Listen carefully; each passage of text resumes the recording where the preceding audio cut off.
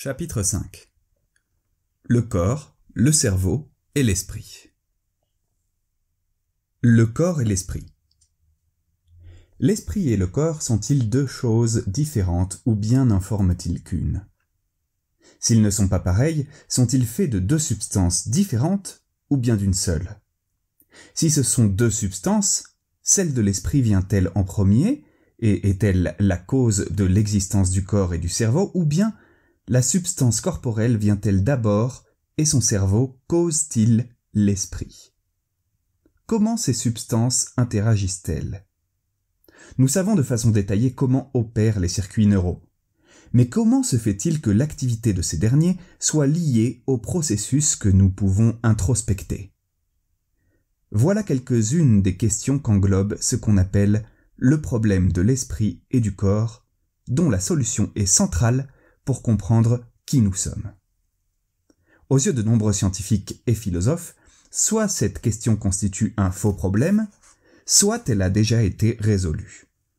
Quant aux interrogations posées ci-dessus, on s'accorde en général à penser que l'esprit est un processus et non une chose. Puisque des gens raisonnables, intelligents et bien informés ont des désaccords passionnés sur ces questions, le moins qu'on puisse dire, c'est que la solution proposée n'est pas satisfaisante, ou bien qu'elle n'a pas été présentée de façon correcte. Récemment encore, le problème de l'esprit et du corps restait un sujet philosophique et échappait au domaine de la science empirique. Même au XXe siècle, quand il est apparu que le temps était venu pour les sciences de l'esprit et du cerveau de traiter ce problème, les barrières dressées face à cette approche étaient si nombreuses, en termes de méthode et de démarche, que la question a été encore remise à plus tard. Ce n'est que depuis une dizaine d'années que le problème a été inscrit à l'ordre du jour pour les sciences, en grande partie à la faveur des recherches sur la conscience. Cependant, il est important de noter que la conscience et l'esprit ne sont pas synonymes. Au sens strict, la conscience est le processus en vertu duquel l'esprit est marqué par une référence que nous appelons le soi et grâce auquel on peut dire qu'il connaît son existence et celle des objets qui l'entourent. J'ai expliqué ailleurs que, dans certains troubles neurologiques, il est prouvé que le processus de l'esprit perdure, mais que la conscience est atteinte. Conscience et esprit conscient sont toutefois synonymes. Les recherches neurobiologiques et cognitives ont élucidé certains aspects de l'énigme en question. Mais les interprétations qui en résultent se prêtent à tellement de discussions que cela n'encourage guère à réfléchir aux données existantes ou à en rassembler de nouvelles. C'est dommage parce que, malgré les obstacles, des progrès ont été accomplis. Nous disposons désormais de davantage de connaissances que nous ne pouvons en embrasser du regard, pour autant que ce regard soit libre d'un point de vue théorique. À ce stade de ce livre, s'il convient d'envisager le problème de l'esprit et du corps, c'est pour deux raisons. Premièrement, une bonne part de ce que j'ai proposé concernant l'émotion et le sentiment est tout particulièrement pertinente pour le débat à cet égard. Deuxièmement, ce problème est central dans la pensée de Spinoza. En fait, il se pourrait que celui-ci ait entrevu une partie de la solution, éventualité qui, à tort ou à raison, a renforcé mes propres convictions en la matière. C'est sans doute pour cela que je me souviens si bien du lieu et du moment auquel j'ai commencé à conforter ma conception actuelle du problème. C'était à La Haye, à l'occasion d'une conférence Huygens que j'avais été invité à donner. La Haye, 2 décembre 1999. La conférence Huygens, qui a lieu tous les ans, tire son nom de Christian Huygens. Ce dernier ne travaillait pas du tout sur le cerveau, l'esprit ou la philosophie, mais plutôt sur l'astronomie et la physique. Il s'occupait de l'espace. C'est ainsi qu'il a découvert les anneaux de Saturne et a estimé la distance séparant la Terre des étoiles en sténopant le Soleil. Il s'occupait du temps. C'est ainsi qu'il a inventé l'horloge pendulaire. Et il s'occupait de la lumière. C'est ainsi que le principe de Huygens renvoie à sa théorie ondulatoire de la lumière. En tant que scientifique le plus connu de l'histoire de la Hollande, il est le saint patron de cette conférence annuelle qui traite de tous les domaines scientifiques. À son époque, le père de Christian, Constantin, était aussi connu que son fils et tout aussi célèbre. Ses connaissances embrassaient le latin, la musique, les mathématiques, la littérature, l'histoire et le droit. C'était un amateur d'art éclairé, il était poète, et c'était un homme d'État. Il était le secrétaire du pensionnaire de Hollande, tout comme son propre père l'avait été avant lui. Son zèle à remplir les palais de l'État avec de la bonne peinture fit aussi de lui un mécène. Sa grande découverte, Rembrandt. Le sujet de ma conférence était les bases neurales de l'esprit conscient. Et, vu l'évolution de ma pensée cette année-là, le lien avec Huygens était pertinent. Lui et Spinoza étaient contemporains. Ils étaient nés à 3 ans d'intervalle et furent même un temps voisins. Bien sûr, Huygens vivait dans le luxe et non dans un appartement de location. La famille Huygens possédait en effet un palais à La Haye et une grande propriété entre La Haye et Würzburg. Mais ils respirèrent le même air et se virent en plusieurs occasions. Huygens acheta des lentilles à Spinoza et lui écrivit de temps en temps pour lui poser des questions philosophiques. Quant à Spinoza, il était familier de l'œuvre de Huygens et possédait des exemplaires de ses livres. Leur curiosité intellectuelle rapprochait les mondes du juif désormais exclu et de l'aristocrate établi, mais leur personnalité était trop différente pour qu'une amitié soit possible. Pour autant, ils connaissaient bien leurs positions respectives. Huygens savait que Spinoza ne tolérait guère Descartes, qui avait été son professeur. C'est lui, en effet, qui avait initié le jeune Christian au mystère de l'algèbre, et ils étaient assez d'accord à cet égard. Huygens était devenu à peu près aussi désenchanté que Spinoza par les idées de Descartes, bien que pour des raisons différentes. Huygens appelait peut-être Spinoza le juif de Würzburg ou notre israélite, mais il estimait que c'était lui qui produisait les meilleures lentilles et respectait assez l'intellect de Spinoza pour voir en lui un concurrent potentiel. De Paris, où il vécut pendant de longues périodes et d'où il contempla tranquillement la plupart des guerres impliquant la Hollande, Huygens écrivit au pays à son frère pour lui conseiller de ne pas partager les idées nouvelles de Spinoza. Cette froideur était réciproque. La conférence Huygens se donne à la Nouvelle Église, au lieu du XVIIIe siècle, à quelques mètres de la tombe de Spinoza et à quelques pâtés de maison de son domicile. Tandis que je parle, je suis distrait par la pensée de Spinoza, enterré quelque part, derrière moi, sur la gauche, mais qui vit derrière moi, sur la droite. Je prononce méticuleusement la conférence prévue, mais mon esprit est envahi par l'idée que Spinoza a préfiguré certaines des conclusions auxquelles je suis à présent parvenu. Le corps invisible. Il est facile de comprendre pourquoi l'esprit peut apparaître comme un mystère tabou. En tant qu'entité, il semble d'un type différent des autres choses que nous connaissons, à savoir des objets qui nous entourent et des parties de notre corps que nous pouvons voir et toucher. La conception du problème de l'esprit et du corps, qu'on appelle le dualisme des substances, traduit cette impression première. Le corps et ses parties semblent faits de matière physique, mais pas l'esprit. Lorsqu'une partie de notre esprit observe le reste, de façon naturelle ou naïve, sans être influencée par les connaissances scientifiques disponibles, les observations ainsi obtenues semblent montrer, d'un côté, que les cellules, les tissus et les organes de notre corps sont constitués de matière physique. D'un autre côté, elles révèlent tout ce que nous ne pouvons toucher. Les sentiments qui défilent, les visions, les sons qui forment les pensées occupant notre esprit, et dont nous pensons, sans argument dans un sens ou dans l'autre, qu'ils sont d'une autre forme de substance, non physique. La vision du problème de l'esprit et du corps qui résulte de ces réflexions élémentaires oppose d'un côté l'esprit et de l'autre le corps et le cerveau. Cette conception, à savoir le dualisme des substances, ne domine plus la science et la philosophie, bien que ce soit probablement celle que la plupart des êtres humains entretiennent encore. Dans ces grandes lignes, le dualisme des substances est le schéma que Descartes a mis à l'honneur, bien qu'il soit difficile à concilier avec ses apports scientifiques remarquables. La conception qu'avait Descartes des mécanismes complexes que sont les opérations du corps était en avance sur celle de ses pairs. Il rompait en effet avec la conception scolastique parce qu'il considérait ensemble deux mondes qui étaient restés distincts jusqu'alors. L'univers inorganique et physique, l'univers organique et vivant. Il a bien vu les opérations complexes qu'accomplit l'esprit et a souligné le fait que l'esprit et le corps s'influencent mutuellement. Et pourtant, jamais il n'a formulé de proposition plausible quant à la façon dont ces influences mutuelles s'exercent.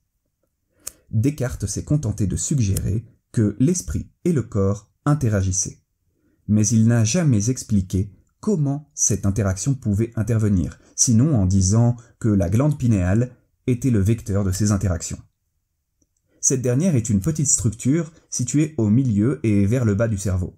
Or, il se trouve qu'elle n'est guère connectée et pourvue de ce qu'il faudrait pour accomplir le travail décisif que Descartes lui a signé.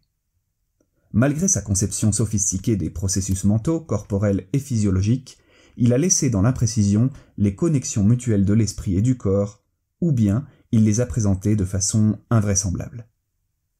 À l'époque, la princesse Élisabeth de Bohême, une étudiante brillante et chaleureuse comme tout le monde rêve d'en avoir, avait d'ailleurs aperçu ce qui nous semble clair aujourd'hui.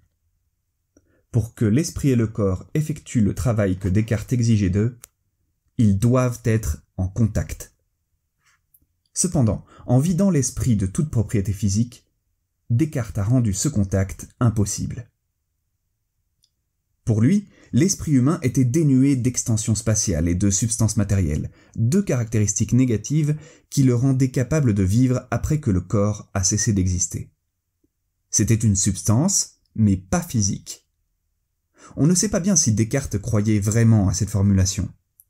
Il se peut qu'il y ait cru jusqu'à un certain point, et puis qu'il n'y ait plus cru, ce qui n'est pas une critique.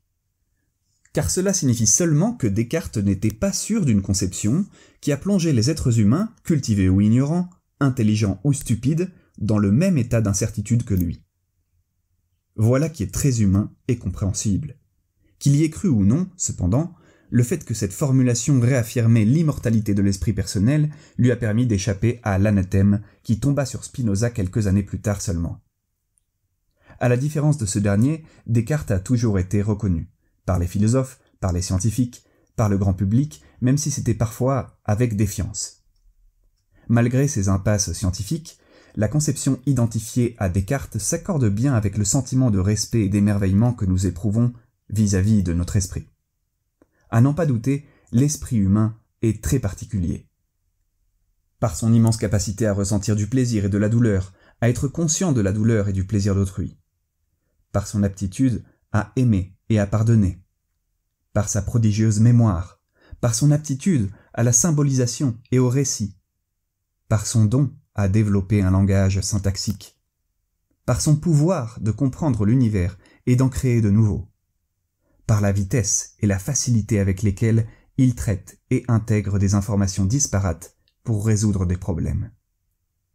Cependant, le respect et l'émerveillement à l'égard de l'esprit humain ne sont pas incompatibles avec d'autres conceptions de la relation entre le corps et l'esprit. Et ils ne rendent pas les vues de Descartes plus justes pour autant. Le fait que les observations obtenues par introspection ont de plus en plus été revisitées par les données scientifiques fournies par la neurobiologie moderne a enlevé de son attrait à la conception dualiste du problème de l'esprit et du corps. Les phénomènes mentaux se sont révélés dépendre intimement de l'opération de nombreux systèmes spécifiques liés à ces circuits cérébraux. Par exemple, la vision dépend de plusieurs régions neurales spécifiques situées sur des voies qui vont de la rétine aux hémisphères cérébraux.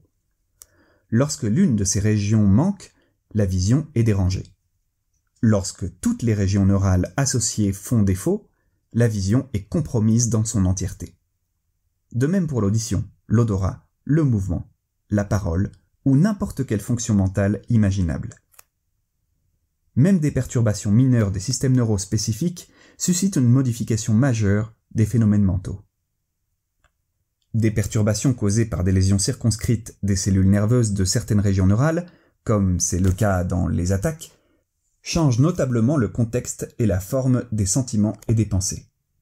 Comme nous l'avons vu, la même chose se produit à la suite d'altérations chimiques et pharmacologiques du fonctionnement de ces cellules nerveuses à la suite de l'administration d'un médicament, même lorsque aucun dommage permanent ne survient.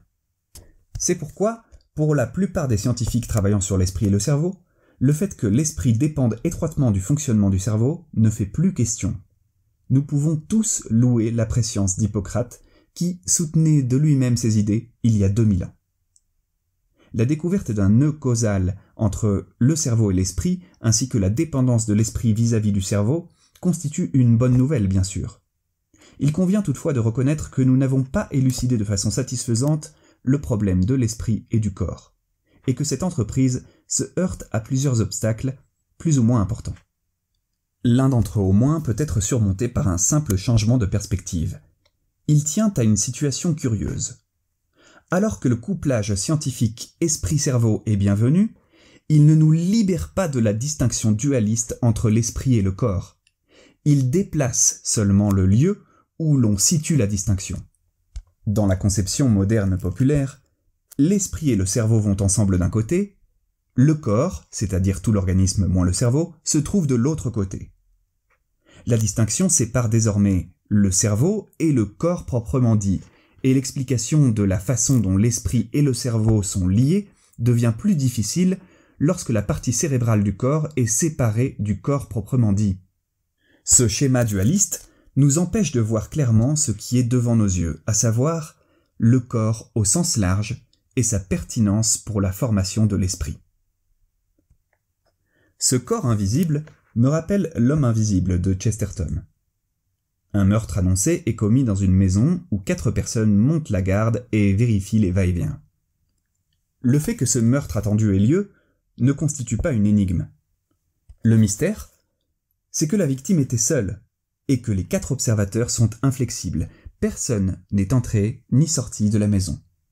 Mais c'est faux. Le facteur est venu, il a accompli son devoir et il a quitté la maison au vu de tous. Il a même laissé tranquillement les traces de pas sur la neige. Bien sûr, tout le monde l'a regardé, mais tout le monde affirme ne pas l'avoir vu. Tout simplement parce qu'ils ne cadrent pas avec la théorie qu'ils ont forgée quant à l'identité du meurtrier possible. Ils l'ont regardé, mais ils ne l'ont pas vu. Je crains fort qu'il ne se soit produit quelque chose de comparable avec l'épais mystère qui entoure le problème de l'esprit et du corps. Rechercher une solution, même partielle, exige de changer de perspective.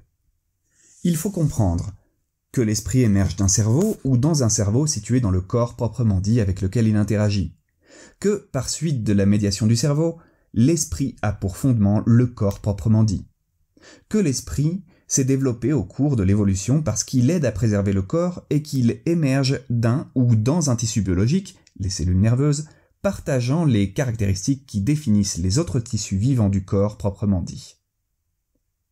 Le fait de changer de perspective ne résoudra pas en soi le problème, mais je ne crois pas que nous puissions parvenir à la solution sans cela. Perdre le corps, perdre l'esprit.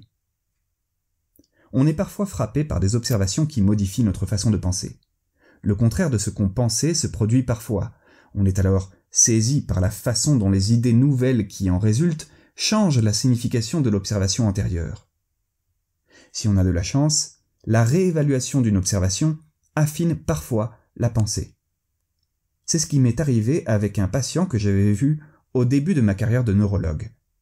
Montrant du doigt son corps avec précision, il décrivait une étrange sensation qui commençait dans le creux de l'estomac et montait dans la poitrine, au point qu'à ce niveau, il en perdait le sentiment de son corps, comme s'il était sous anesthésie locale. Ce sentiment de quasi-anesthésie continuait à monter et, lorsqu'il atteignait sa gorge, il se trouvait mal. Ce patient décrivait la montée d'une distorsion dans la sensation de son corps, immédiatement suivie par une perte complète de conscience au moment où son corps devenait absent. Quelques instants après ces événements clés, à son insu, il était pris de convulsions comme lors d'une crise d'épilepsie. Au bout de quelques minutes, le malaise passait et il pouvait reprendre sa vie normale. Il est courant que des épileptiques décrivent d'étranges sensations éprouvées avant leur crise. Ces phénomènes s'appellent auras. Et les auras comme celle de ce patient, qui commençait près de l'estomac ou en bas de la poitrine, sont dites épigastrique. Elle constitue l'une des variétés les plus répandues de ce phénomène. Les patients racontent souvent que ces étranges sensations montent de l'abdomen à leur cou et sont suivies d'une perte de conscience. Pourquoi l'histoire assez ordinaire de ce patient est-elle devenue significative pour moi ? Parce que, longtemps après, ce cas clinique a soulevé une possibilité. Lorsque l'encartage cérébral actuel du corps était interrompu, l'esprit aussi. D'une certaine manière, la suppression de la présence mentale du corps était un peu comme tirer le tapis sous l'esprit. Une interprétation radicale du flux et des représentations corporelles qui sous-tendent nos sentiments et notre sens de la continuité pourrait, en et par soi, susciter une interruption radicale de nos pensées des objets et des situations. Bien des années plus tard, j'ai vu une patiente qui souffrait d'asomatognosie. L'hypothèse ci-dessus est alors devenue plus plausible. Chez cette patiente, la plus grande partie de la sensation du corps, mais pas toute, disparaissait petit à petit pendant une courte période, et elle restait ainsi plusieurs minutes, sans pour autant que l'esprit et le soi soient suspendus. Le sentiment du schéma corporel et de sa musculature avait disparu, dans le tronc et dans les membres, mais le sens des viscères, en particulier celui du pouls, subsistait. La patiente restait éveillée et attentive pendant ces épisodes gênants, même si elle ne pouvait bouger seule et penser à rien d'autre qu'à son état inhabituel. L'état de son esprit n'était pas vraiment normal, mais elle était encore capable d'observer et de raconter sa commotion. Selon sa vivante description, « Je n'ai pas perdu tout sentiment d'exister, mais j'ai perdu mon corps. » Pour être plus précis, elle aurait dû dire qu'elle avait perdu une partie de son corps. Cet état suggérait l'hypothèse que, tant qu'il y a une représentation du corps, tant que le tapis n'a pas été entièrement retiré sous l'esprit, le processus de ce dernier peut continuer. On peut également penser que certaines représentations du corps ont une plus grande valeur que d'autres pour fonder l'esprit, en particulier celles qui relèvent de l'intérieur de l'organisme, des viscères et du milieu interne plus précisément. Incidemment, l'état de cette patiente avait pour cause une attaque antérieure qui avait détérioré l'une des régions somatosensorielles de son hémisphère droit et créé une petite zone de tissu cérébral balafré. Ce tissu était à la source d'une crise locale d'épilepsie, d'une onde électrique envahissante qui perturbait temporairement le fonctionnement de certains des circuits encartant le corps. Nous pensons que des cartes situées dans le cortex somatosensoriel primaire, le cortex somatosensoriel secondaire et peut-être le gyrus angulaire droit dysfonctionnent pendant la crise, mais que l'insula est épargné. Au fil des ans, j'ai souvent été étonné par les cas rares dans lesquels une maladie perturbe la perception de certaines parties du corps. Si un seul membre est impliqué, les choses peuvent devenir assez étranges. Par exemple, un membre peut se sentir tordu, déplacé ou absent. Un membre amputé peut sembler toujours là, tel un fantôme. Ce n'est pas terrible, mais c'est supportable à long terme. Toutefois, quand la perception de secteurs étendus du corps est perturbée, même si c'est temporaire, le coût pour le patient est toujours un trouble mental plus ou moins grave.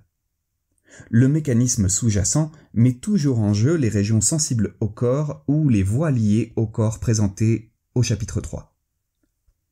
Les cas impliquant les voies transmettant les signaux du corps sont les plus rares, car il existe tant de routes de transmission du corps au cerveau que les maladies neurologiques ont peu de chances de détériorer la majeure partie d'entre elles. Je ne dirais pas que mes vues actuelles sur le problème de l'esprit et du corps sont fondées sur les faits mentionnés ci-dessus. Pour autant, avec les découvertes portant sur l'émotion et le sentiment que j'ai présentées au chapitre 2 et 3, ce sont eux qui y ont affiné ma pensée et m'ont aidé à réconcilier la théorie avec la réalité humaine. En résumé, la théorie stipule les points suivants. Premièrement, le corps, entendu comme le corps proprement dit, et le cerveau forment un organisme intégré et interagissent entièrement et mutuellement par des voies chimiques et neurales.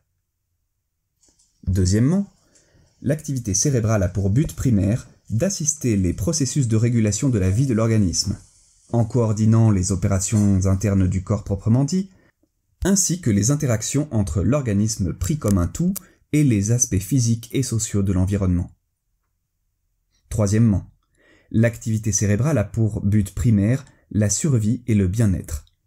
Un cerveau équipé dans ce but peut s'engager secondairement dans n'importe quelle activité, de l'écriture de poèmes à la conception de vaisseaux spatiaux.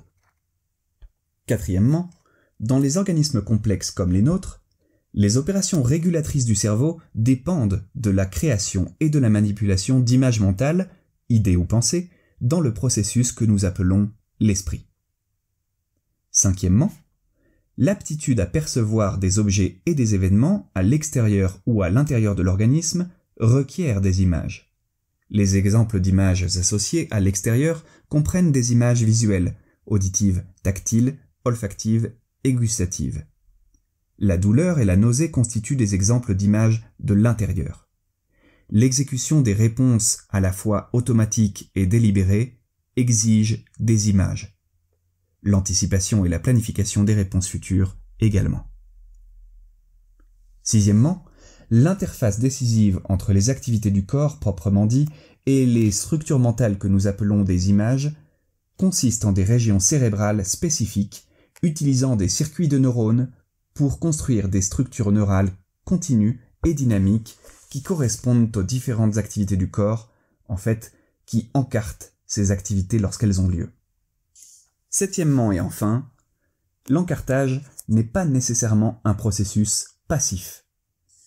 Les structures dans lesquelles les cartes se forment ont leur mot à dire sur l'encartage et sont influencées par d'autres structures cérébrales. Parce que l'esprit apparaît dans un cerveau qui est partie intégrante de l'organisme, il relève de cet appareil bien formé.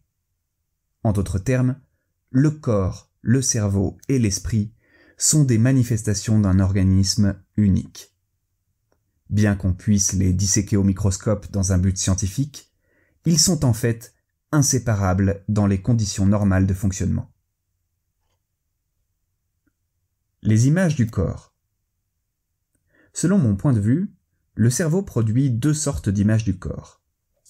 La première, je l'appelle image de la chair, comprend les images de l'intérieur du corps, issues par exemple des structures neurales incomplètes qui encartent la structure et l'état des viscères comme le cœur, les intestins et les muscles, ainsi que l'état de nombreux paramètres chimiques à l'intérieur de l'organisme.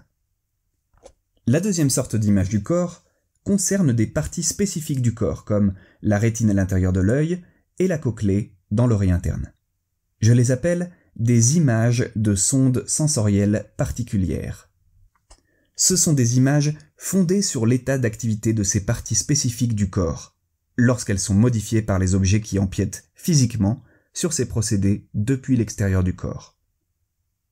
Cet empiètement physique prend plusieurs formes. Dans le cas de la rétine et de la cochlée, respectivement, les objets perturbent les structures des ondes lumineuses et sonores, et la structure altérée est saisie par les procédés sensoriels. Dans le cas du toucher, le contact mécanique réel d'un objet contre la frontière corporelle modifie l'activité des terminaisons nerveuses à la frontière elle-même, à savoir la peau. Les images de forme et de texture sont des dérivés de ce processus. La gamme des changements corporels qui peuvent être encartés dans le cerveau est très large. Elle comprend les modifications microscopiques qui se produisent au niveau des phénomènes chimiques et électriques, par exemple dans les cellules spécialisées de la rétine qui correspondent aux structures des photons véhiculés par les rayons de lumière. Elle inclut aussi les modifications macroscopiques qu'on peut voir à l'œil nu, un membre qui bouge, ou sentir au bout d'un doigt, une bosse sur la peau. Pour l'une ou l'autre image du corps, de la chair ou des sondes sensorielles particulières, le mécanisme de production est le même. Premièrement, l'activité des structures corporelles se traduit par des modifications structurelles momentanées du corps. Deuxièmement, le cerveau construit des cartes de ces modifications corporelles dans un grand nombre de régions idoines avec l'aide de signaux chimiques qui s'expriment dans la circulation du sang et de signaux électrochimiques qui transitent par les voies nerveuses. En fin de compte, les cartes neurales deviennent des images mentales. Dans la première sorte d'image du corps, celles qui viennent de la chair, Les changements surviennent partout dans notre paysage intérieur et sont signalés aux régions sensibles au corps du système nerveux central par des molécules chimiques et par l'activité nerveuse. Dans la deuxième sorte d'image du corps, les images issues de sondes sensorielles spéciales, les changements se produisent dans des parties fortement spécialisées du corps, comme la rétine. Les signaux qui en résultent sont relayés par des connexions neuronales vers les régions dédiées à l'encartage de l'état de ces récepteurs corporels spécialisés. Ces régions sont composées de collections de neurones dont l'état d'activité ou d'inactivité forme une structure qui peut s'exprimer comme une carte ou une représentation de tout événement ayant produit cette activité à un moment donné dans un certain groupe de neurones et pas dans un autre. Dans le cas de la rétine, par exemple, ces structures liées à la vision incluent le noyau géniculé, une partie du thalamus, le colliculus supérieur, une partie du tronc cérébral, et les cortex visuels, qui font partie des hémisphères cérébraux. La liste des parties spécialisées du corps comprend la cochlée dans l'oreille interne, liée au son, les canaux semi-circulaires du vestibule, dans l'oreille interne aussi. Le vestibule est lié à l'encartage de la position du corps dans l'espace, et notre sens de l'équilibre en dépend. Les terminaisons nerveuses olfactives de la muqueuse nasale, pour le sens de l'odorat, les papilles gustatives à l'arrière de la langue, pour le goût, et les terminaisons nerveuses dispersées sur les couches superficielles de la peau, pour le toucher. Je crois que les images fondamentales du flux de l'esprit sont des images de certaines formes d'événements corporels, qu'ils se produisent au fond du corps ou dans un procédé sensoriel spécialisé proche de sa périphérie. La base de ces images fondamentales est une collection de cartes cérébrales, c'est-à-dire une collection de structures d'activité et d'inactivité neuronale, de structures neurales en résumé, dans diverses régions sensorielles. Ces cartes cérébrales représentent la structure et l'état du corps à un moment donné. Certaines cartes sont liées au monde interne, à l'intérieur de l'organisme. D'autres sont liées au monde extérieur, au monde physique des objets qui interagissent avec l'organisme dans des régions spécifiques de son enveloppe. Dans les deux cas, ce qui finit par être encarté dans les régions sensorielles du cerveau et ce qui émerge dans l'esprit, sous la forme d'une idée, correspond à une structure du corps qui se trouve dans un état et un ensemble de circonstances particuliers. Qualification. Il est important de qualifier ces affirmations, surtout la dernière.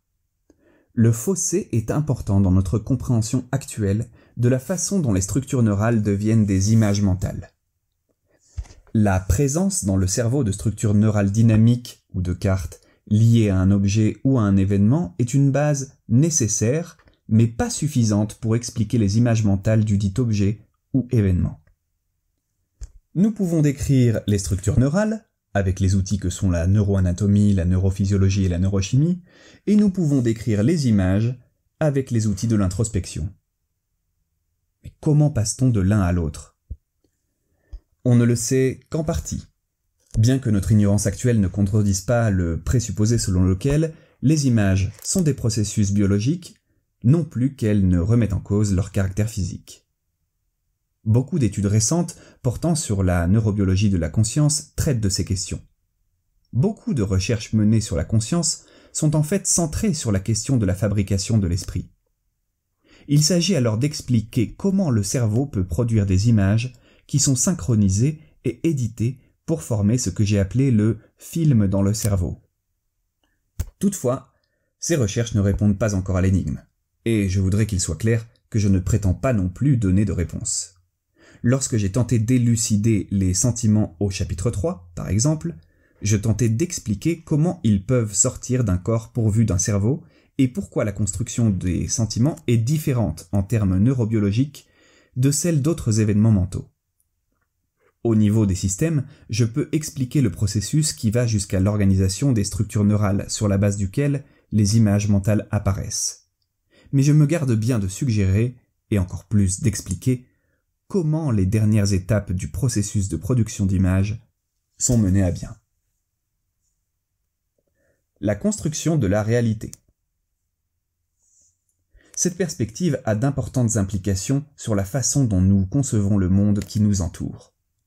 Les structures neurales et les images mentales correspondantes, des événements et des objets qui entourent le cerveau, sont des créations du cerveau, liées à la réalité qui suscite leur création plutôt que des images passives reflétant cette réalité.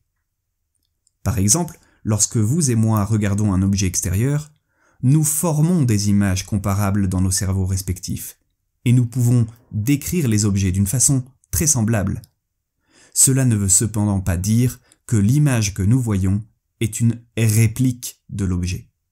L'image que nous voyons est fondée sur des modifications qui surviennent dans notre organisme, dans le corps et le cerveau, tandis que la structure physique de cet objet interagit avec notre corps.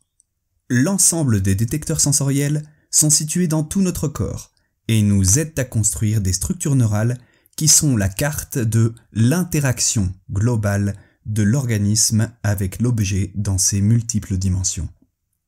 Si vous regardez et écoutez un pianiste jouer un morceau, disons la sonate 960 en si bémol majeur de Schubert, l'interaction globale inclut les structures qui sont visuelles, auditives, motrices, liées aux mouvements accomplis afin de voir et d'entendre, et émotionnelles. Les structures émotionnelles résultent de la réaction au fait que la personne joue, à la façon dont la musique est jouée et aux caractéristiques de cette dernière. Les structures neurales correspondant à la scène ci-dessus sont construites selon les règles du cerveau et elles valent pendant une courte période dans les multiples régions sensorielles et motrices du cerveau. L'édification de ces structures neurales est fondée sur la sélection temporaire de neurones et de circuits impliqués par cette interaction. En d'autres termes, les pièces de l'édifice existent au sein du cerveau et elles peuvent être choisies, sélectionnées et assemblées selon un dispositif particulier. Imaginez une salle consacrée au Lego, remplie de toutes les pièces de Lego possibles, et vous aurez une bonne image de tout cela. Vous pouvez construire tout ce que vous voulez, tout comme le cerveau, parce qu'il dispose de tous les éléments pour toute modalité sensorielle. Les images que nous avons dans notre esprit sont donc le résultat des interactions qui ont lieu entre nous et les objets qui engagent notre organisme, en tant qu'elles sont encartées dans des structures neurales construites selon la configuration de l'organisme. Il convient de remarquer que cela ne remet pas en cause la réalité des objets. Ils sont bel et bien réels. Cela ne contredit pas non plus la réalité des interactions entre l'objet et l'organisme. Bien sûr, les images sont réelles aussi. Et pourtant, ce sont des constructions suscitées par un objet plutôt que des reflets spectaculaires de l'objet. Il n'existe pas d'image de l'objet transférée optiquement de la rétine au cortex visuel. L'optique s'arrête à la rétine. Au-delà, des transformations physiques s'accomplissent de façon continue de la rétine au cortex cérébral. De même, les sons que vous entendez ne sont pas soufflés de la cochlée au cortex auditif par une sorte de mégaphone, bien que des transformations voyagent de l'un à l'autre au sens métaphorique. Il existe un ensemble de correspondances mises en place au cours de la longue histoire de l'évolution entre les caractéristiques physiques des objets indépendants de nous et le menu que forment les réponses possibles de l'organisme. La relation entre les caractéristiques physiques de l'objet externe et les composantes a priori que sélectionne le cerveau pour construire une représentation sont des thèmes importants à explorer. La structure neurale attribuée à un certain objet est construite selon le menu de correspondance par sélection et assemblage des principaux items corrects. Cependant, nous sommes si biologiquement semblables les uns les autres que nous construisons des structures neurales semblables de la même chose. On ne devrait donc pas s'étonner que des images semblables sortent de ces structures neurales semblables. C'est pourquoi on peut admettre, sans barguiner, l'idée conventionnelle que chacun de nous a formé dans son esprit l'image réfléchie d'une chose particulière. Mais ce n'est pas le cas en fait. Voir les choses. Comment savons-nous que les images mentales et les structures neurales sont intimement liées et que les premières viennent des secondes? Nous avons commencé à connaître cette relation intime avec les recherches de David Hubel et Thorsten Wiesel. Ils ont montré qu'un animal expérimental, un singe, regardant une ligne droite, une ligne courbe ou des lignes placées selon des angles variés, forme des structures distinctes d'activité neurale dans ses cortex visuels. Ils ont aussi relié l'apparition de ces structures distinctes à l'anatomie microscopique du cortex visuel, découvrant ainsi les composants modulaires avec lesquels on peut construire une certaine forme. D'autres données sont venues d'une expérience menée par Roger Tuttle, au cours de laquelle un animal d'expérience, un singe aussi, a été confronté à un stimulus visuel, par exemple une croix. Une structure directement correspondante a pu être identifiée dans une couche spécifique du cortex visuel de l'animal, la couche 4B du cortex visuel primaire, connue aussi sous le nom d'ER17 de Brodmann ou d'ER-V1. Cette démonstration rassemble les aspects clés du processus en jeu ici. Le stimulus externe, qu'en tant qu'observateur nous pouvons considérer comme une image mentale et dont on peut raisonnablement supposer que l'animal d'expérience peut le voir aussi comme une image mentale. Et la structure neurale, qui résulte clairement de la vision du stimulus. L'expérience démontre de multiples correspondances. Le stimulus visuel, l'image que nous formons en liaison avec lui et que l'animal forme lui aussi, et la structure neurale qui se trouve dans le cerveau de l'animal. Dans cette structure neurale, nous autres observateurs pouvons voir une correspondance avec notre structure d'image et, par extension, avec la structure d'image de l'animal. On a une indication de la façon dont ce remarquable mécanisme corporel pourrait avoir évolué lorsqu'on examine les procédés visuels dont dispose une créature très simple, un invertébré marin qu'on appelle Ophiocoma venti. O venti est une fragile étoile de mer qui peut fuir rapidement et efficacement un prédateur qui s'approche et chercher refuge dans des grottes et crevasses avoisinantes. Le squelette extérieur de cet animal est fait de calcium dur. Il n'a pas d'yeux et son système nerveux est assez primitif. Ses comportements d'évasion ont donc longtemps constitué un mystère. Il se trouve cependant qu'une grande partie du corps de cet animal est composée de petites lentilles de calcium qui fonctionnent comme un œil. Elles focalisent la lumière incidente dans une petite aire située sous chacune d'entre elles, où un faisceau de nerfs devient alors actif. La structure du prédateur peut ainsi être encartée, de même que celle qui est formée par une crevasse avoisinante pouvant servir de cachette. Le traitement des structures du prédateur suscite l'activation nerveuse et des réponses adaptées en direction de la crevasse protectrice. Je ne suggère nullement que cette créature pense, bien qu'on soit certain qu'elle agit, et ce, sur la base de structures neurales. Je ne suis même pas tenté de croire que, dans un système nerveux simple, ces structures neurales deviennent nécessairement des images mentales. J'invoque seulement ces faits pour illustrer la généalogie de la transmission de signaux du corps au système nerveux, laquelle permet de comprendre l'influence qu'exerce le corps sur l'esprit. L'œil humain et sa rétine accomplissent une tâche assez semblable à celle des lentilles d'O venti.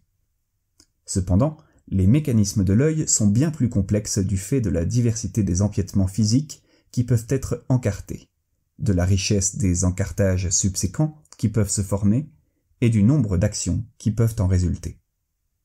Cependant, par essence, c'est la même chose. Une partie spécialisée du corps est modifiée et le résultat de cette modification est transmis au système nerveux central. La présence d'une classe particulière de cellules rétiniennes répondant à la lumière et influençant l'opération d'un noyau du thalamus, le noyau suprachiasmatique, dont on sait qu'il régule les cycles du jour et de la nuit, ainsi que les structures respectives du sommeil, a fait l'objet d'une découverte connexe récemment devenue claire. Le fait que les bâtonnets et les cônes qui forment la couche avant de la rétine répondent à la lumière est connu depuis longtemps. Ces réponses sont essentielles pour la vision. La découverte étonnante, c'est que l'influence de la lumière sur l'hypothalamus n'est pas médiatisée par les bâtonnets et les cônes. Après destruction de ceux-ci, en effet, la lumière continue de réguler le cycle du jour et de la nuit. Un ensemble de cellules situées dans la couche suivante, la couche cellulaire des ganglions de la rétine, semble accomplir ce travail. Surtout, l'ensemble des cellules des ganglions de la rétine qui reçoivent des signaux de la part des bâtonnets et des cônes n'est pas impliqué dans l'opération. Ce sous-ensemble sert, semble-t-il, seulement à cette opération particulière et pas du tout à aider la vision. Directement ou indirectement, l'activité de ces cellules exerce une influence sur l'esprit. Par exemple, s'endormir réduit l'attention et fait perdre conscience. Les émotions d'arrière-plan et les humeurs associées sont aussi fortement influencées par l'exposition globale à la lumière, plus ou moins longue ou plus ou moins intense. Un changement dans l'état du corps, dans une partie spécialisée du corps, se traduit par des changements mentaux. Le fait que les cellules en question, à la différence de celles qui aident à la vision, ne se soucient pas précisément de l'endroit où tombe la lumière est très intéressant. Lentement et calmement, elles répondent, comme les cellules que nous utilisons pour faire de la photographie, à la luminosité globale et à la lumière diffusée à l'intérieur de l'œil. On est tenté de voir dans ces cellules une part des senseurs corporels anciens et moins sophistiqués qui étaient soucieux des conditions générales, en particulier de la quantité de lumière ambiante qui entoure tout l'organisme, plutôt que de la configuration précise de la lumière causée par un objet extérieur. En cela, elles ressemblent aux lentilles d'O Venti, et on peut retrouver toute la sensibilité corporelle du corps dans des organismes plus simples dont le corps n'est pas équipé de régions sensibles spécialisées. Ces 20 dernières années, les neurosciences ont révélé comment le cerveau traite les divers aspects de la vision, pas seulement la forme, mais aussi la couleur et le mouvement. Des progrès ont été aussi accomplis dans la compréhension de l'audition, du toucher, de l'odorat, et finalement, on s'est intéressé aux sens internes, la douleur, la température et le goût. Il est juste de dire, cependant, que nous avons à peine commencé à révéler les détails précis de ces systèmes. Sur les origines de l'esprit. Les deux sortes d'images du corps que nous avons envisagées, celle de la chair et celle des sondes sensorielles spéciales, peuvent être manipulées dans notre esprit et servir à représenter les relations spatiales et temporelles entre les objets. Cela nous permet de représenter les événements qui les concernent. Les images qui se trouvent dans notre esprit sont-elles des images du corps au sens discuté plus haut ? Pas exactement. Grâce à notre imagination créatrice, nous pouvons inventer des images supplémentaires pour symboliser les objets et les événements, et pour représenter des abstractions. Par exemple, nous pouvons fragmenter les images fondatrices du corps que nous avons discutées plus haut et recombiner les parties. Tout objet et événement peuvent être symbolisés par une sorte de signe inventé, imaginaire, comme un nombre ou un mot. Et ces signes peuvent se combiner pour former des équations et des phrases. Les signes inventés et imaginaires peuvent représenter des entités et des événements abstraits aussi bien que concrets. L'influence du corps sur l'organisation de l'esprit peut aussi se voir dans les métaphores que nos systèmes cognitifs ont développées pour décrire les événements et les qualités du monde. Beaucoup sont fondés sur le travail de notre imagination concernant les activités et les expériences typiques du corps humain, comme les postures, les attitudes, la direction du mouvement, les sentiments, et ainsi de suite. Par exemple, les idées du bonheur, de la santé, de la vie, du bien, sont associées à « en haut ». La tristesse, la maladie, la mort et le mal sont associés à « en bas ». Le futur est associé à « devant ». Mark Johnson et George Lakoff ont bien expliqué comment la catégorisation de certaines actions et postures du corps a donné lieu à certains schémas qui sont rendus par un geste ou un mot. À ce stade, je dois quelque peu qualifier cette discussion. Quand on dit que l'esprit est formé d'idées qui sont des représentations du corps, on peut facilement penser que le cerveau est une table rase qui voit le jour tout prêt à inscrire les signaux issus du corps. Rien n'est moins vrai. Le cerveau n'est pas au début une tabula rasa. dès le début de la vie, il est doté de connaissances concernant la façon dont l'organisme doit être géré, en particulier dont le processus de la vie doit être conduit et dont divers événements de l'environnement extérieur doivent être traités. De nombreux sites d'encartage et de nombreuses connexions sont présents dès la naissance.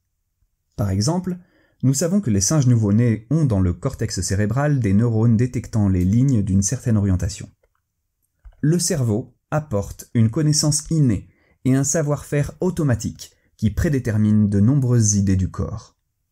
Il en résulte que de nombreux signaux corporels destinés à devenir des idées, à la façon décrite plus haut, sont engendrés par le cerveau. Celui-ci ordonne au corps d'adopter un certain état et de se comporter d'une certaine manière. Il détermine les idées fondées sur ces états du corps et ses comportements corporels.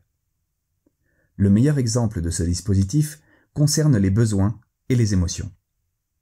Comme nous l'avons vu, il n'y a rien de libre ou d'arbitraire dans les besoins et les émotions. Ce sont des répertoires très spécifiques et évolués de comportements dont l'exécution est fidèlement convoquée par le cerveau dans certaines circonstances. Lorsque les sources d'énergie du corps s'appauvrissent, le cerveau détecte ce déclin et déclenche l'état de faim, le besoin qui conduira à corriger ce déséquilibre. L'idée de faim dérive de la représentation des changements du corps induits par le déploiement de ce besoin. Dire que nombre d'idées du corps sont une conséquence du fait que le cerveau a placé ce dernier dans un état particulier signifie que certaines idées du corps qui sont les bases de l'esprit sont fortement contraintes par la conception du cerveau et les besoins généraux de l'organisme. Ce sont des idées des actions du corps, mais celles-ci ont d'abord été rêvées par un cerveau qui leur commandait d'apparaître dans un corps correspondant. Ce dispositif met en lumière le caractère mixte de l'esprit. Celui-ci existe parce qu'il y a un corps qui lui fournit des contenus. D'un autre côté, l'esprit accomplit des tâches pratiques et utiles pour le corps. Contrôler l'exécution des réponses automatiques liées à la bonne cible, anticiper et planifier des réponses nouvelles, créer toutes sortes de circonstances et d'objets bénéfiques à la survie du corps. Les images qui coulent dans l'esprit sont des reflets de l'intégration entre l'organisme et l'environnement, de la façon dont les réactions du cerveau face à l'environnement affectent le corps, des ajustements du corps dans l'état vital en cours.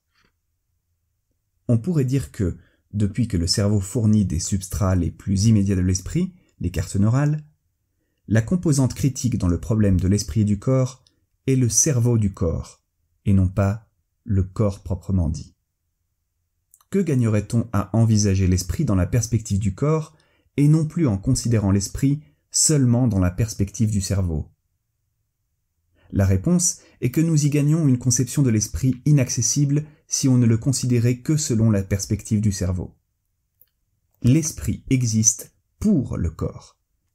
Il nous raconte l'histoire des événements à facettes du corps et se sert de cette histoire pour améliorer la vie de l'organisme. Même si je n'aime guère les phrases qui exigent une laborieuse analyse grammaticale pour être comprises, je suis tenté d'en proposer une pour résumer ma vision. L'esprit nourri par le corps et qui pense au corps du cerveau est au service de tout le corps. Se posent cependant plusieurs questions délicates. Pourquoi avons-nous besoin d'opérations cérébrales qui s'effectuent au niveau de l'esprit et non au seul niveau des cartes neurales?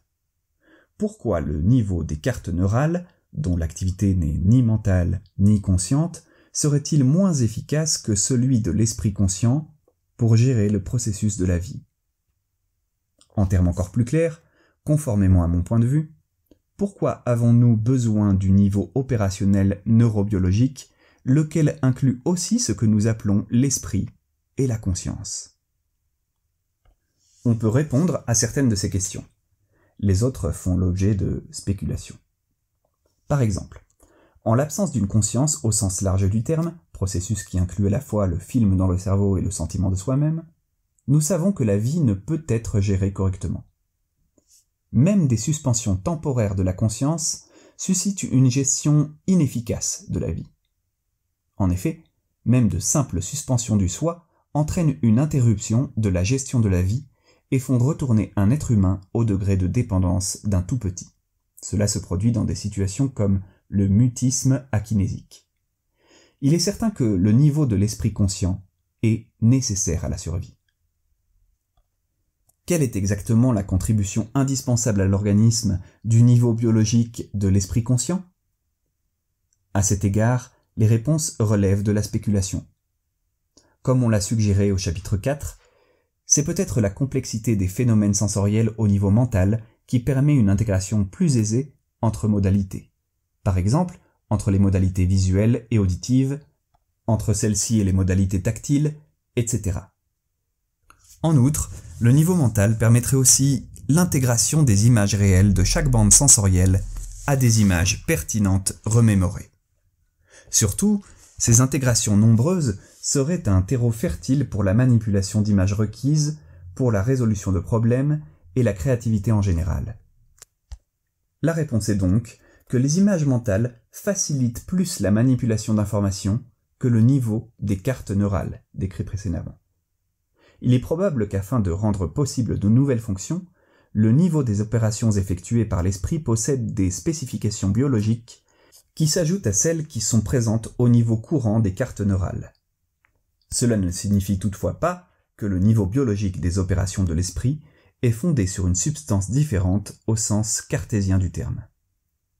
Les images complexes et fortement intégrées du processus mental peuvent être considérées comme biologiques et physiques. Qu'est-ce que le sentiment de soi apporte au processus ? La réponse est une orientation.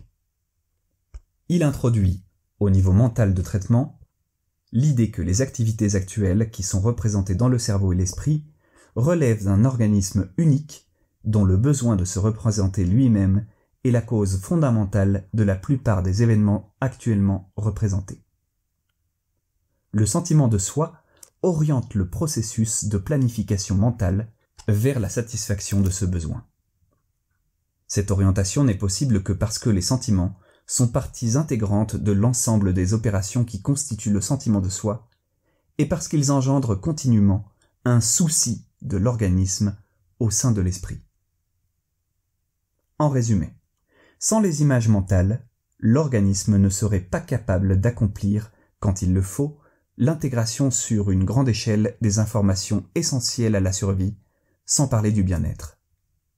Surtout, sans un sentiment de soi et sans les sentiments qui servent à l'intégrer, ces intégrations mentales d'informations à grande échelle ne seraient pas orientées vers les problèmes de la vie, notamment la survie et la réalisation du bien-être.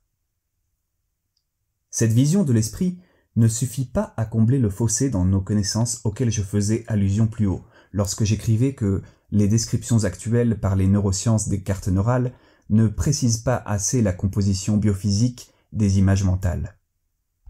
On peut toutefois espérer, puisqu'il est bien identifié, qu'on pourra le combler dans l'avenir. Pour lors, il n'est pas déraisonnable d'imaginer que l'esprit naît de la coopération de nombreuses régions. Cela se produit lorsque l'accumulation de détails regardant l'état du corps qui est encarté dans ces régions atteint un point critique.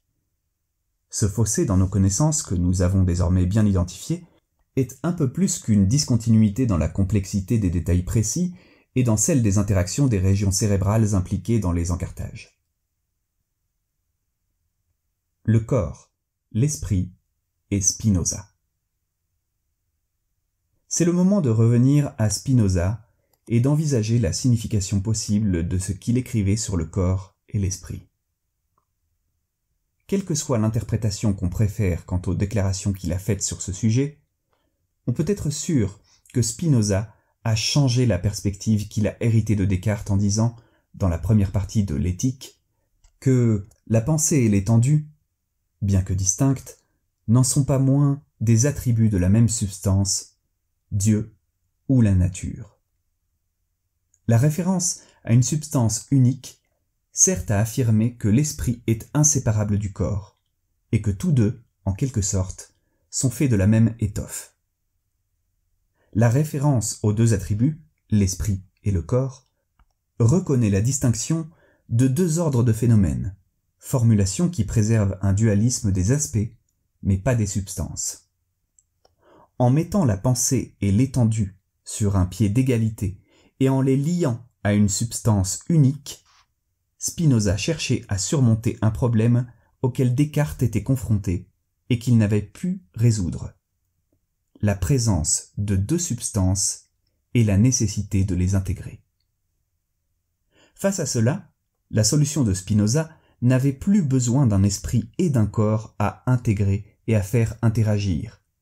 L'esprit et le corps jaillissaient parallèlement de la même substance, se redoublant pleinement et mutuellement l'un l'autre à travers leurs différentes manifestations. Au sens strict, l'esprit ne causait pas le corps et le corps ne causait pas l'esprit. Si la contribution de Spinoza s'était limitée à cette formulation, on devrait déjà lui accorder d'avoir apporté un progrès. Cependant, il faudrait remarquer qu'en reliant l'esprit et le corps à une seule substance, il a tourné le dos aux tentatives pour expliquer comment les manifestations corporelles et mentales de cette substance se font jour. Un esprit bien intentionné ajouterait qu'au moins Descartes essayait, alors que Spinoza avait contourné le problème, lui. Cet esprit bien intentionné aurait tort. Selon moi, Spinoza a vraiment tenté de pénétrer ce mystère. Il me semble, mais peut-être me trompais-je, que, si on se fie aux propositions de la deuxième partie de l'éthique, Spinoza a eu l'intuition du dispositif anatomique et fonctionnel global que le corps doit mettre en œuvre pour qu'apparaisse l'esprit avec lui, ou, plus précisément, avec et en lui. Je voudrais expliquer pourquoi. Il convient de commencer par passer en revue la conception de l'esprit et du corps selon Spinoza. Son idée du corps humain est conventionnelle. Voici comment il décrit le corps dans la première partie de l'éthique. Toute quantité longue, large et profonde, limitée par une certaine figure. Quant à moi, pour reprendre les termes de Spinoza, je dirais une certaine quantité de substance close sur elle-même. Puisque la substance spinoziste est la nature, j'ajouterai qu'un corps est un morceau de nature, clos par la barrière de la peau. Pour plus de détails sur la conception spinoziste du corps, on doit se tourner vers l'ensemble des 6 postulats de la deuxième partie de l'éthique. Les voici. 1. Le corps humain est composé d'un très grand nombre d'individus de nature différente, dont chacun est lui-même très composé. 2. Des individus dont le corps humain est composé, certains sont fluides, certains sont mous, et enfin certains sont durs. 3. Les individus composant le corps humain, et par conséquent le corps humain lui-même, sont affectés par les corps extérieurs d'un très grand nombre de façons. 4. Le corps humain a besoin, pour se conserver, d'un très grand nombre d'autres corps, par lesquels il est continuellement comme régénéré. 5. Quand une partie fluide du corps humain est déterminée par un corps extérieur à heurter souvent une partie molle, elle en change la surface et lui imprime, pour ainsi dire, certaines traces du corps extérieur qui la poussent. 6. Le corps humain peut mouvoir et disposer les corps extérieurs d'un très grand nombre de façons. L'image dynamique exprimée ici par Spinoza est assez sophistiquée, surtout quand on se rappelle qu'elle a été écrite au milieu du XVIIe siècle et que l'encre des premiers traités d'astronomie était encore fraîche. Cette chose corporelle avait de nombreuses parties. Elles étaient périssables et devaient être renouvelées. Elles pouvaient se déformer au contact d'autres corps. Il ne va pas jusqu'à dire que ces déformations pouvaient être exprimées par les nerfs au cerveau, mais c'est tout comme. Le vrai progrès, selon moi, concerne l'idée de l'esprit humain, qu'il définit explicitement comme l'idée du corps humain. Spinoza utilise le mot « idée » comme synonyme d'image, de représentation mentale ou de composante de pensée. Il l'appelle « conception mentale qui est formée par l'esprit d'une entité pensante ». Ailleurs cependant, il utilise le mot « idée » pour signifier une élaboration des images produit de l'intellect plutôt de la simple imagination. Prenons les mots exacts de Spinoza dans la proposition 13 de la deuxième partie. L'objet de l'idée constituant l'esprit humain est le corps. Cette affirmation est reformulée et affinée dans d'autres propositions. Par exemple, dans la démonstration de la proposition 19, l'esprit humain est l'idée même, autrement dit, la connaissance du corps humain. Dans la proposition 23, il déclare « L'esprit ne se connaît lui-même qu'en tant qu'il perçoit les idées des affections du corps. » Citons surtout les passages pertinents suivants, tous extraits de la deuxième partie de l'éthique. L'objet de l'idée constituant l'esprit humain est le corps, et le corps existant en acte. Donc, l'objet de notre esprit est le corps existant et rien d'autre. Démonstration de la proposition 13. Par là, nous comprenons non seulement que l'esprit humain est uni au corps, mais aussi ce qu'il faut entendre par l'union de l'esprit et du corps. Scoli. Pour déterminer en quoi l'esprit humain diffère des autres et en quoi il l'emporte sur tous les autres, il nous est nécessaire de connaître, nous l'avons dit, la nature de son objet, c'est-à-dire du corps humain. Mais je ne puis l'expliquer ici, et cela n'est pas nécessaire pour ce que je veux démontrer. Je dis cependant, en général, que plus un corps est apte, par rapport aux autres, à être actif ou passif de plusieurs façons à la fois, plus son esprit est apte, par rapport aux autres, à percevoir plus de choses à la fois. Scoli. Cette conception trouve un écho à la proposition 14. L'esprit humain est apte à percevoir un très grand nombre de choses, et d'autant plus apte que son corps peut être disposé d'un plus grand nombre de façons. Citons surtout la proposition 26, plus importante peut-être. L'esprit humain ne perçoit de corps extérieurs comme existant en acte que par les idées des affections de son propre corps.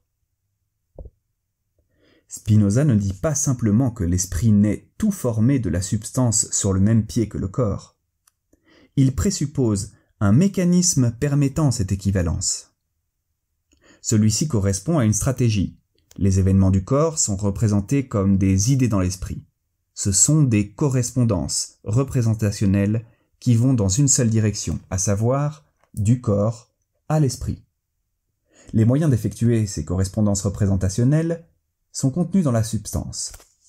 Les affirmations où Spinoza dit que les idées sont proportionnelles aux modifications du corps en termes de quantité et d'intensité sont particulièrement étonnantes. La notion de proportion exprime celle de correspondance et même d'encartage. Elle me semble se référer à une sorte d'isomorphisme préservant la structure. Tout aussi saisissante est l'idée que l'esprit ne peut percevoir l'existence d'un corps extérieur que par le biais des modifications de son propre corps. Spinoza précise un ensemble de dépendances fonctionnelles. Il affirme que l'idée d'un objet d'un esprit donné ne peut apparaître sans que le corps existe, ou sans que surviennent sur ce corps certaines modifications causées par l'objet.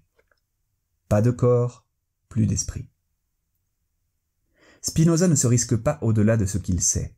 C'est pourquoi il ne pouvait dire que les moyens servant à établir les idées du corps sont les voies chimiques et neurales, ainsi que le cerveau lui-même.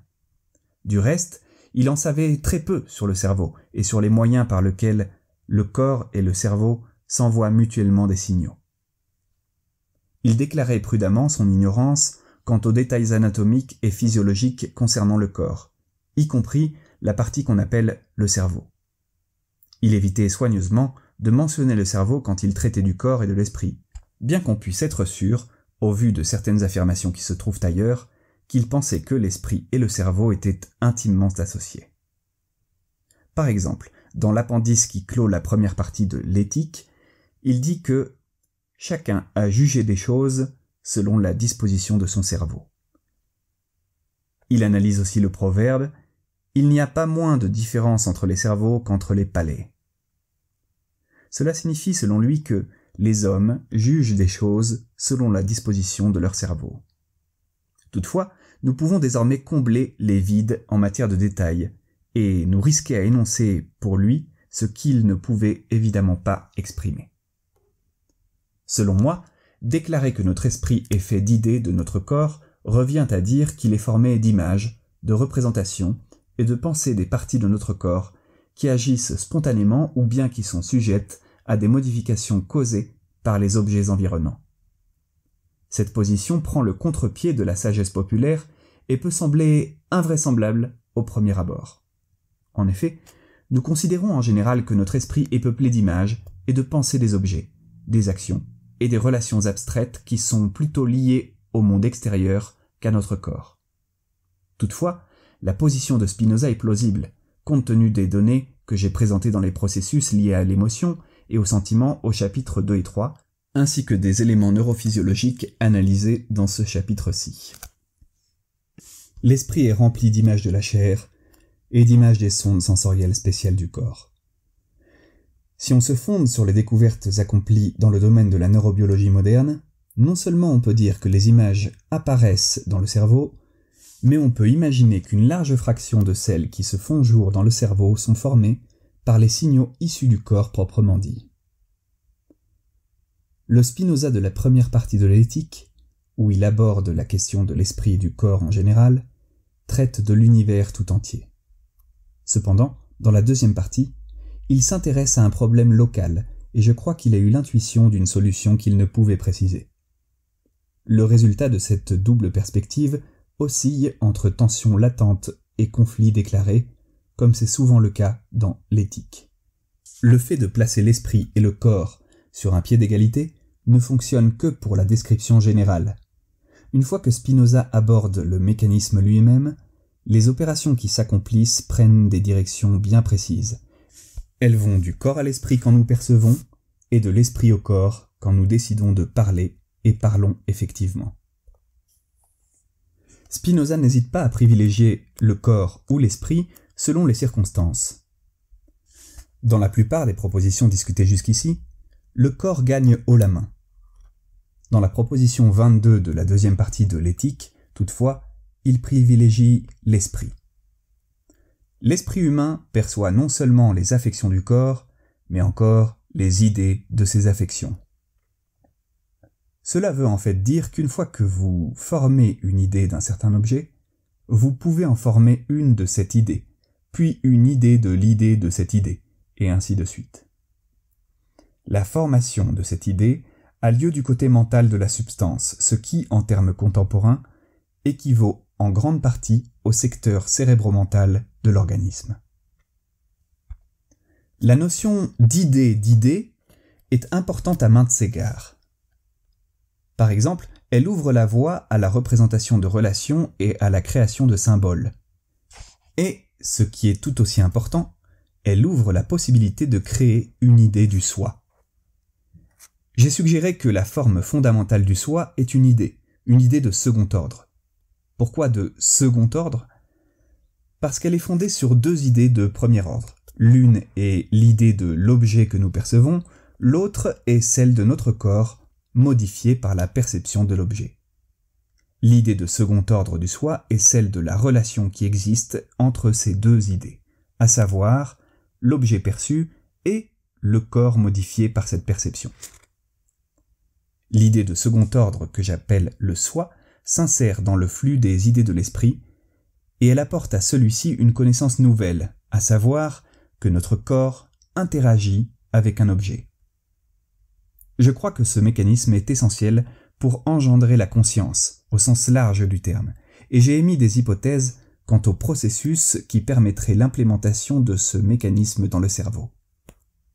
Nous avons un esprit conscient lorsque le flux des images qui décrivent les objets et les événements selon diverses modalités sensorielles, le film dans le cerveau, s'accompagne des images du soi que je viens de décrire. Un esprit conscient est tout simplement un processus mental informé des relations simultanées qui se nouent actuellement avec les objets et l'organisme qui l'abrite. Il est saisissant, là encore, que Spinoza ait accordé une place dans sa pensée à une opération aussi simple et aussi intéressante que la formation d'idées d'idées. Il n'appréciait guère les raisonnements fondés sur l'ignorance, comme lorsqu'on déclare improbable le fait que l'esprit provienne d'un tissu biologique au motif que c'est impossible à imaginer. Spinoza était clair sur ce point. Personne en effet n'a jusqu'ici déterminé ce que peut le corps, c'est-à-dire que l'expérience n'a jusqu'ici enseigné à personne ce que, grâce aux seules lois de la nature, en tant qu'elle est uniquement considérée comme corporelle, le corps peut ou ne peut pas faire à moins d'être déterminé par l'esprit. Car personne jusqu'ici n'a connu la structure du corps assez exactement pour en expliquer toutes les fonctions. En outre, personne ne sait de quelle manière ou par quels moyens l'esprit met le corps en mouvement, ni combien de degrés de mouvement il peut lui imprimer, et avec quelle vitesse il peut le mouvoir. D'où suit que les hommes, quand ils disent que telle ou telle action du corps a son origine dans l'esprit qui a de l'emprise sur le corps, ne savent pas ce qu'ils disent, et ne font qu'avouer ainsi, en termes spécieux, qu'ils ignorent la vraie cause de cette action. Je soupçonne Spinoza de se référer au corps au sens large, à savoir au corps proprement dit et au cerveau. Peut-être ne voulait-il pas seulement ruiner la conception traditionnelle selon laquelle le corps proviendrait de l'esprit, mais aussi préparer les découvertes qui justifieraient la conception inverse. On peut être en désaccord avec mon interprétation. On peut par exemple avancer que ma lecture est contredite par l'idée spinoziste selon laquelle l'esprit est éternel. Cependant, cette objection n'est pas valide. À de nombreuses reprises dans l'Éthique, en particulier dans la 5e partie, Spinoza définit l'éternité comme l'existence de la vérité éternelle, comme l'essence d'une chose plutôt que comme la persistance dans le temps. Il ne faut pas confondre l'essence éternelle de l'esprit et l'immortalité. Dans la pensée de Spinoza, l'essence de nos esprits existait avant eux et persiste après qu'ils auront péri avec nos corps. Les esprits sont à la fois mortels et éternels. Du reste, ailleurs dans l'Éthique et dans le Traité, il déclare que l'esprit périt avec le corps. En fait, c'est son rejet de l'immortalité de l'esprit, caractéristique de sa pensée dès ses 20 ans, qui pourrait expliquer qu'il ait été exclu de la communauté religieuse. Qu'a-t-il vu alors? Que l'esprit et le corps sont des processus parallèles et mutuellement corrélés, qu'ils se redoublent l'un l'autre en tous endroits, comme les deux faces d'une même chose, qu'au tréfonds de ces phénomènes parallèles, il existe un mécanisme servant à représenter les événements du corps dans l'esprit. Malgré le fait que l'esprit et le corps sont sur un pied d'égalité, tant qu'ils se manifestent pour celui qui perçoit, il y a asymétrie dans le mécanisme sous-jacent à ces phénomènes. Le corps façonne les contenus de l'esprit plus que l'esprit ne façonne ceux du corps, même si, dans une large mesure, les processus mentaux se reflètent dans le corps. D'un autre côté, les idées qui sont dans l'esprit peuvent se dédoubler, ce qui est impossible au corps. Si mon interprétation des positions de Spinoza est correcte, sa vision était révolutionnaire pour son époque, mais elle n'a pas eu d'impact sur la science. Un arbre s'est écroulé en silence dans la forêt, et personne n'était là pour le voir. Les implications théoriques de ces conceptions n'ont été intégrées ni en tant que vision de Spinoza, ni comme fait établi indépendamment. La leçon du Dr Tulp. J'ai achevé ma conférence Huygens en montrant une reproduction de la leçon d'anatomie du Dr Tulp par Rembrandt, exposée tout près, au Maurits suisse. Ce n'était pas la première fois que je me servais du Dr Tulp pour parler du problème de l'esprit et du corps, mais cette fois-là, le lieu et le sujet étaient en harmonie. Le tableau de Rembrandt célèbre la gloire du Dr Tulp, physicien et savant, à l'occasion d'une leçon d'anatomie donnée en janvier 1632. La guilde des chirurgiens souhaitait l'honorer par un tableau. On ne pouvait choisir meilleur thème qu'une dissection théâtrale, événement public et payant qui attirait la curiosité des gens cultivés et riches. Ce tableau célèbre aussi l'ère nouvelle qui s'ouvrait dans l'étude du corps et de ses fonctions, dont témoignent par ailleurs les écrits de William Harvey et de Descartes, présumés avoir été présents dans le public ce jour-là. Les découvertes de Harvey sur la circulation du sang sont de la même cuvée, l'ère post-vésalienne des scalpels, des lentilles, des microscopes servant à disséquer et à découvrir la structure physique précise du corps humain. Ce travail annonçait l'intérêt des Hollandais pour l'étude et la représentation de la nature dans le corps humain, sous la peau, et était emblématique de la montée de la science, marque de cette époque. Surtout peut-être, le tableau de Rembrandt nous rappelle l'étonnement que les découvertes anatomiques nouvelles ont produit chez les découvreurs eux-mêmes. La main droite du docteur Tulp tient les tendons avec lesquels la main gauche du cadavre bougeait ses doigts, tandis que la main gauche du docteur Tulp montre le mouvement qu'accomplissaient ses tendons. Le mystère caché derrière cette action se révèle à tous. Il ne s'agit pas d'une pompe hydraulique ou pneumatique, ce qui aurait été possible bien sûr. C'est justement là que réside la beauté de ce moment saisi sur la toile. Le mouvement de la main s'accomplit par contraction musculaire et tirage associé des tendons attachés aux parties osseuses. Le docteur Tulp vérifie ce qui est et le sépare de ce qui pourrait être. Une conjecture débouche sur un fait. Le spectacle de cette révélation peut cependant déranger. On le voit bien dans le regard du docteur Tulp. Il ne regarde pas les spectateurs en face. Il ne regarde pas ce qu'il fait. Il ne regarde pas ses collègues. Il regarde vers la gauche, loin, hors du cadre du tableau. Et, si on en croit Simon Schama, loin hors de la pièce. Schama pense que le docteur Tulp regarde le créateur lui-même. Cette interprétation s'accorde avec le fait que Tulp était un calviniste dévot, ainsi qu'avec les vers écrits par Caspar Barlheus quelques années après que ce tableau fût devenu célèbre. « Auditeurs, apprenez ce que vous êtes, et tandis que vous en explorez les parties, croyez bien que, même dans les plus petites, Dieu se tient caché. » Ces mots de Barlheus me semblent constituer une réponse à la gêne suscitée par cette découverte, gêne produite par cette pensée inévitable.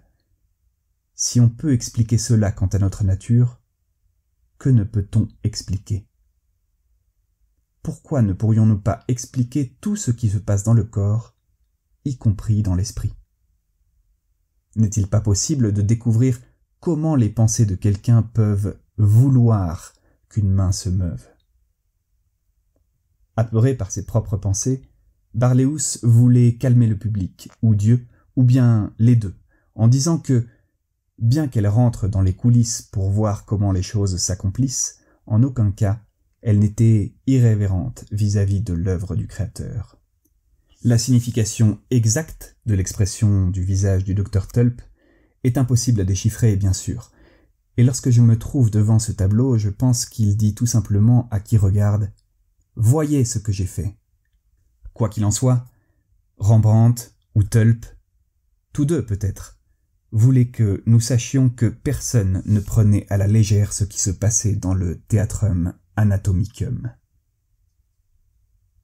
La réassurance pieuse de Barlheus était nécessaire en guise d'antidote contre ce que Descartes pensait sans doute à ce moment précis sur l'esprit et le corps, et contre ce que Spinoza penserait et écrirait sur la question dans les années qui suivraient. Il est fascinant de constater, ce qui montre une fois encore que les mots peuvent mentir, que si l'on sort les admonestations de Barlheus de leur contexte pour les attribuer à Spinoza, leur sens devient radicalement différent. Face au chef-d'œuvre de Rembrandt, Spinoza aurait pu dire que son Dieu se trouvait dans chaque centimètre et dans chaque mouvement du corps disséqué. Mais cela aurait signifié tout autre chose.